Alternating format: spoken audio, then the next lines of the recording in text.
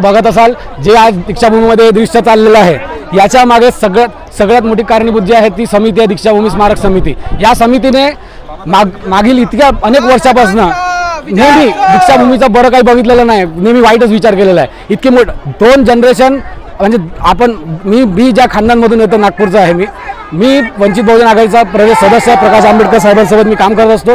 माझी दोन पिढीने संपत्ती जेवढी जमा केली ते विकून मी एक दीक्षाभूमीसाठी लावायला तयार आहे। पण इकडे असणारी हे नालायक माणसं यांनी आपल्या 3 पिढ्या कमावून आपल्या घरी भरून ठेवलेलं आहे। आणि ही जी पार्किंग लॉटचा मुद्दा आहे, मागे 2 एकर 23-30 डेसिमल जमीन शिल्लक आहे, जिथे क्रिकेटचे टुर्नामेंट चालत असतात, तिकडे हे सगळं होऊ शकत होतं। तर त्यांनी ते न करता आज इकडे दीक्षाभूमीची पावन माती, या मातीचं किंमत ते लावू नाही शकत, म्हणून हे आक्रोश आहे जनतेमध्ये आणि इतकी जनता उभरलेली आहे आणि यांना जगवल्याशिवाय इकडनं जाणार नाही। जय भीम।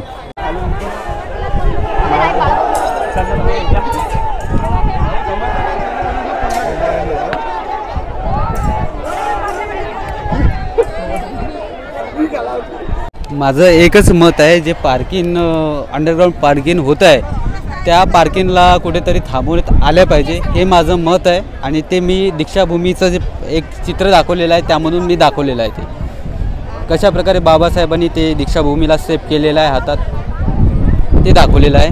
आणि माझं एकच इथल्या जनतेला एक आव्हान आहे की एकदम चिघळून जाऊ नका, कसे तरी आपले प्रश्न सोडवण्यात येणार असं माझं मत आहे त्यावर।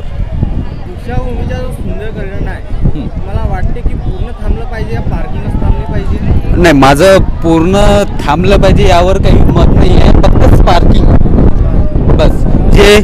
जे पार्किंग होत आहे ते पार्किंग इथून कुठेतरी हलवले पाहिजे, म्हणजे जे तिकडे जागा आहे साईडमध्ये कुठे खाली जागा अजून आहे त्या जागेवरती पार्किंग झाली पाहिजे।